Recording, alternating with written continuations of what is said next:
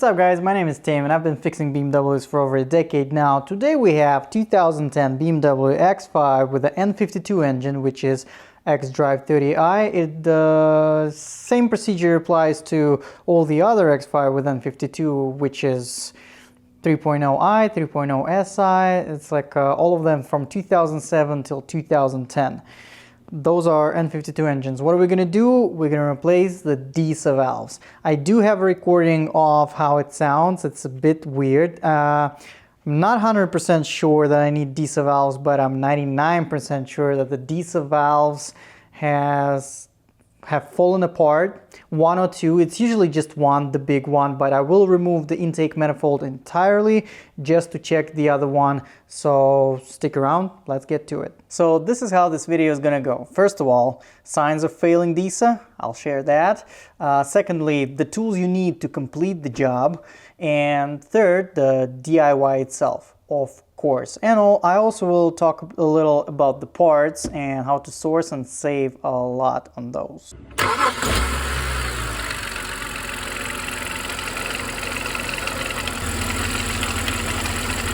So that's the sound of broken Disa valve. Before we start, I want to remind you guys about the membership program. If you have problems with your BMW, I'm here to help. For $10 a month, basically, you can become a DIY genius. That's one of the levels of the program.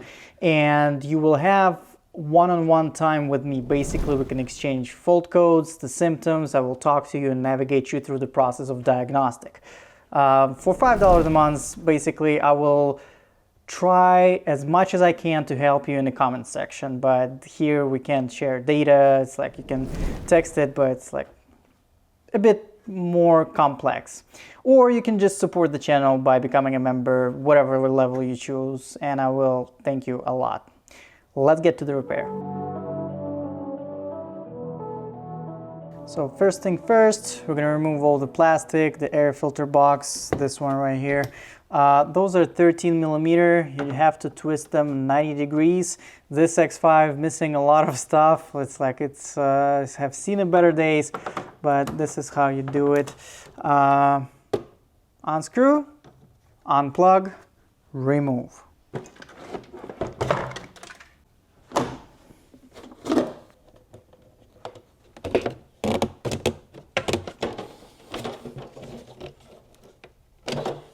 Now we do have those 10 millimeter bolts right here holding this plastic cover, and there should be two Torx 25s, one there and one under the windshield wiper motor, but this car is missing it. Not anymore. And now we're gonna remove this reinforcement bar. This is a 15 millimeter bolts.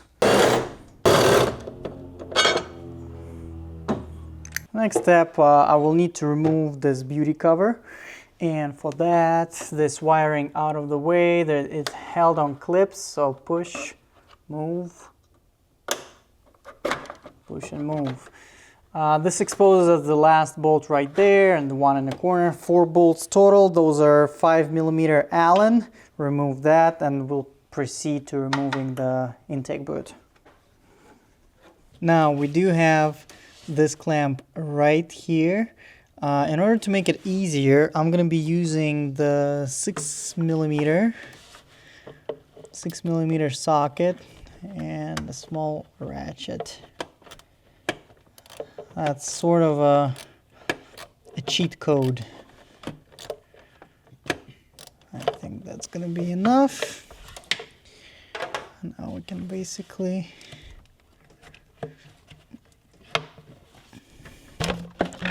there we go. Now we do have access to our first Disa, and this one is the most common failure. So this is the one that fails, the big Disa, the outer Disa. The other one is inside. I just want to take it all apart and check all of this out. But yeah, these connectors, just slide them out, easy peasy. From this point on, we're gonna remove the throttle body. It's held by 4 10 millimeter bolts on every corner. That's pretty straightforward. Don't forget to disconnect it. disconnecting this connector, I'm just going to be using the pick tool. You have to tab right there that you have to press, but it's easier this way. Those are a bit tough, but don't you worry. There we go. This is out, and now there's 4 bolts.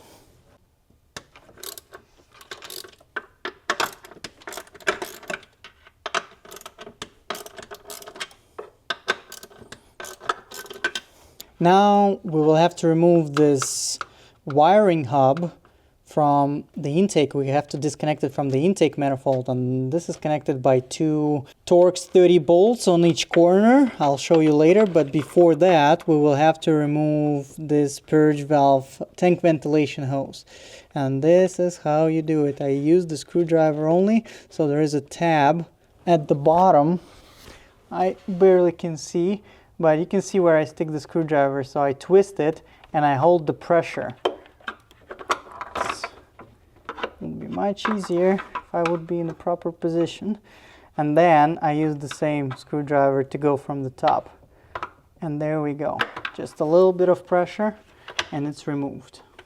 Now those Torx 30 bolts are, I don't even see them. It's like I go by feel, but you will probably, yeah, you can find a way to look at them. So this is one. It's right there. I'm loosening it. Lose one. It doesn't feel that great. I wonder why.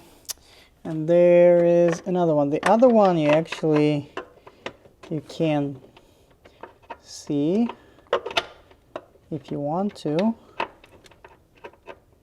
They're small bolts, not much torque in there. So just remove those bolts out, and you will have the hub hanging around.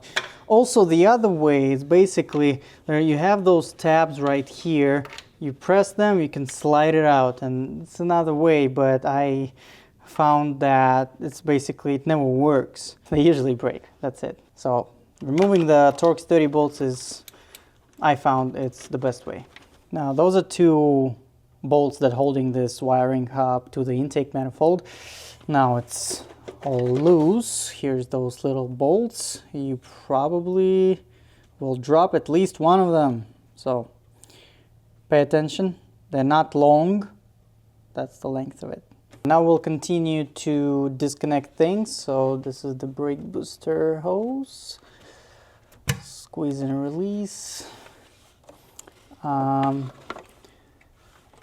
This one right here. And let me see, yep, this one, the positive. This one is behind, so both of them just out of the bracket. It's like we pretty much all clear here. Now we have this rubber piece right there in the corner. So just move it out. Anything that holds the intake manifold, and the fuel line is in the bracket, so you either take it out, Torx 25 right here, or you remove the bracket. And finally, this crankcase ventilation hose right here. A lot of people will struggle with it, but I'll show you how to remove it as well. So pay attention, guys, this is probably one of the most difficult parts of repair. We do have those tabs right here on the PCV hose, and this one is looking up, the other one is 180 degrees on the opposite side. So how I remove it, I'm using this kind of pick tool. So I'm going right there, finding this tab, the bottom one. So this is, I'm going to push it out, stick it and push it out. This moves the hose a little bit. I will have to use my second hand to hold it in place. And now I'm using the same pick tool, going over the second tab. There we go. It creates a little bit of a gap here, and I'm gonna push it from the bottom once again. And there it is. Safe and out. Let me, once again, I'll show and explain it to you on this hose because it's the exact same principle. You have to understand how it works. Basically, all we need to do, this is the locking spot right here, this is the tab. So basically, it's harder on those two because they are kind of flexible. The valve cover is solid. So what we're gonna do is push it. When you push it out, the hose becomes a little bit disengaged. So you have to hold this pressure right there. It's really hard with this one. Yeah, so, and then while the pressure is on, so there is a little gap in there, we try and disengage the other one, and this pops the hose out. Once again, it's hard to show on this one because they're not stable and it's hard to hold the pressure, but that's the theory how it works. Push one, it angles it a little bit, and then you hold it in place and push the other one, and it will free the hose. So now the final step, we have four 11mm bolts and 3 nuts right here. So we're gonna remove those, and there's also on this X5s, the oxygen sensors are sitting in the bracket right there. So just twist them out and take them out. Removing those bolts, basically I'm gonna lift the intake manifold out.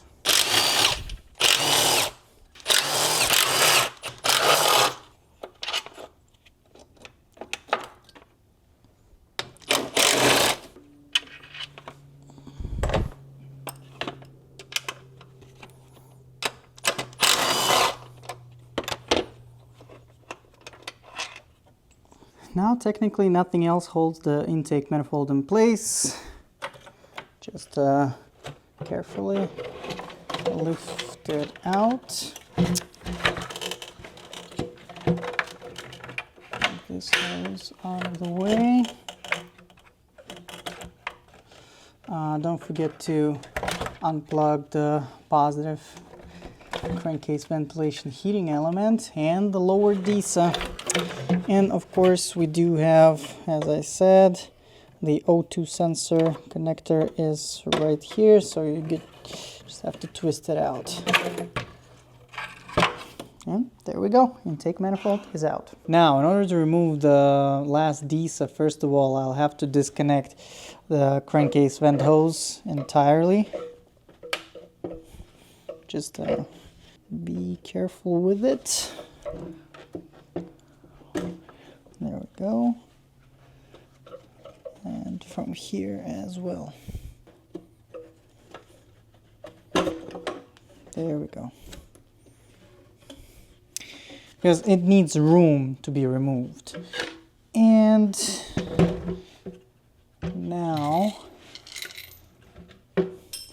all we have is those Torx 25 bolts, 2 for the bracket, just to remove it, and then this one.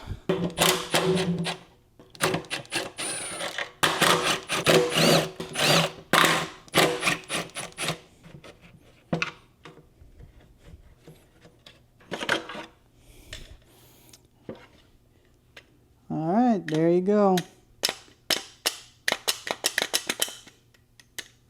It's not supposed to be like that. It should be firm. I show you, but good thing I caught it early, sort of, because this falls apart and then the flap goes inside the intake manifold and starts bouncing around. So let's check the other one.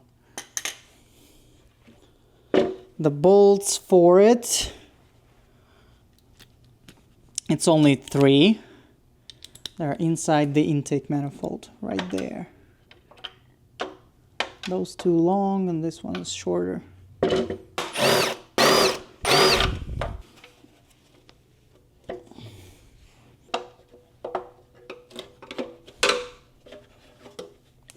This one, yeah, that's how it's supposed to be. It's supposed to be firm. This one's good. Let's talk parts. So those Disa valves, this is a small one. I'll keep mine. There's nothing wrong with it, and it doesn't take me long to remove the intake manifold. It's still very firm, and usually, in my experience, nothing really happens to this one, to the small one. So let's put it back. The brands I would use, Rain as an aftermarket replacement, that would be a good choice for the Disa valve, or OEM, nothing else really. It's like, because those units don't really do much at all. So even if they fail completely, and let's say I remove the flap and remove all the components and I put it back, it still probably won't trigger a code or anything. But sometimes when you replace it with aftermarket, those Disa valves for $60, $70, $80, $100, no brand, they will trigger a fault code and they won't work properly, and it's like everything will be wrong basically. So better either stick to proper brands, Rain, or the genuine ones, or do what I did. The other one, I got both of them actually, but I got both of them from the junkyard, and it only cost me 50 bucks. Since the procedure for me of removal the intake manifold is pretty straightforward, it's simple, I'd rather do that. And especially since in my experience this one is the one that fails the most. It's easy to access, and you spend 50 bucks on OEM Disa. It can last you, it's like you never know how long. It might be a week, it might be 50,000 miles, but it's a better choice. Like in my experience, like they do fail, but they don't fail that often that you just have to worry about it much. And once again, as I said, they don't really do much. Changing lengths of the intake manifold, it's like not that big of a deal. So that's the junkyard Disa that I pulled out from, I think, 07, 06, 530i. So it's the same one on all of them pretty much. It's in good shape. It's like that's how it's supposed to be, firm. It's not supposed to be moving at all compared to this. That's why we heard that rattling sound in the beginning.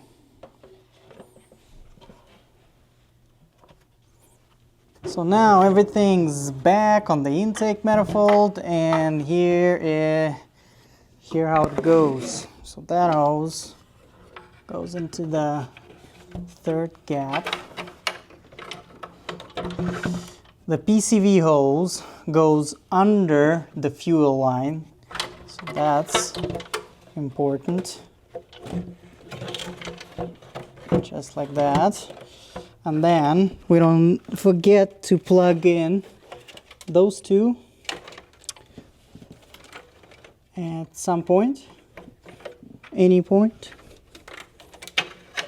The lower Disa.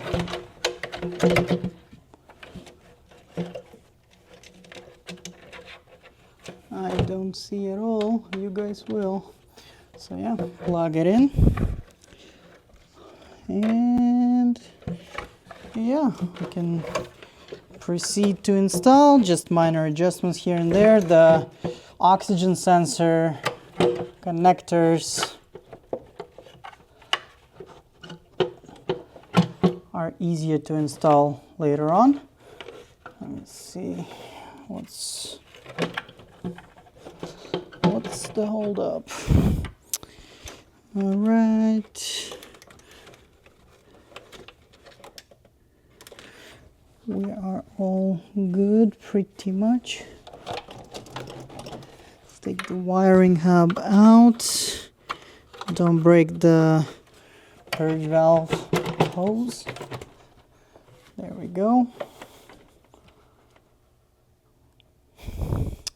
Yep. That's it. This goes right here. And now we just need to connect it all back together. So now the first thing first, connecting the bolts, and we do need to remember that there is a bracket there, so hand tight the last ones.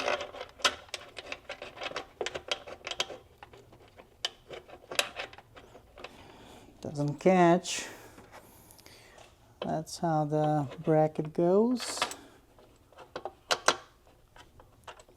Oh, of course it doesn't.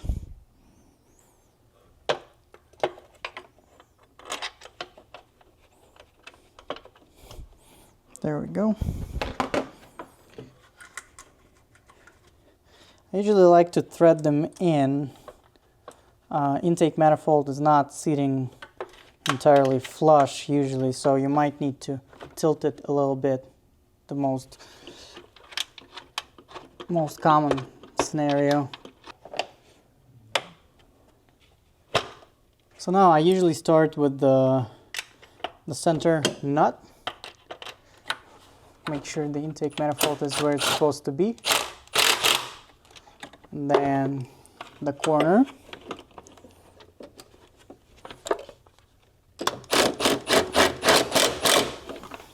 And the other corner. And that's it.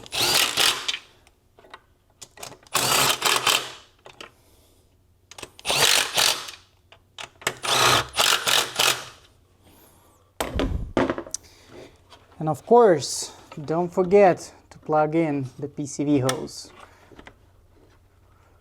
This one back in place and your fuel line back into the bracket.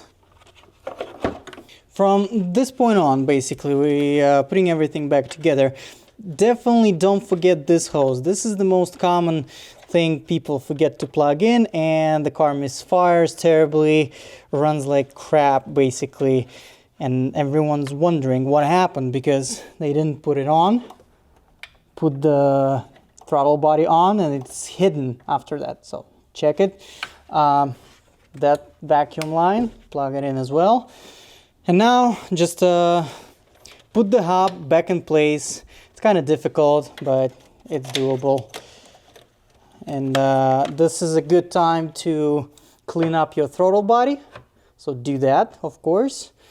And yeah, that's pretty much it, guys. I'll just put it back together, and if I find anything difficult I want to share along the way, we'll do that. So now is the final stage. Once again, guys, don't forget to plug everything in, like this sensor right here, for example, and the throttle body itself. We're going to be installing the intake boot, but since it can go different angles, as you can see right here. It's like basically what we need to do is align it first with the air filter box. So I'm just gonna put it right here. And this one right there. And from this point, I will reach down there and I tighten the clamp on the throttle body, using the same 6mm with extension. There we go.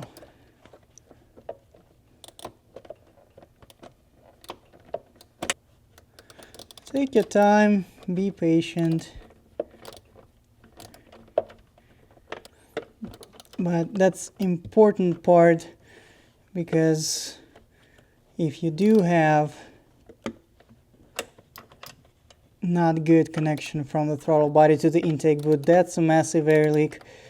Or, well, I mean, usually not, since it's still pretty tight in there, but it's definitely going to be an air leak. So it's slightly running lean, check engine light on, and stuff like that. Yep, that's it. Let's see. Tight. Now we can actually tighten this one as well.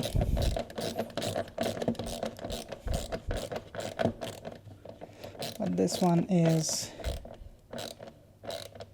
not that important. Don't forget, mass airflow, and now we will be putting back the reinforcement bar, the plastic, the rest of it. This is it, guys. I hope this video was helpful. I already started the car, tested it out, no rattling sounds. Hopefully that was your problem, but once again, just follow the procedure, everything will be fine. And drop a like, share, subscribe, and I'll see you in the next one.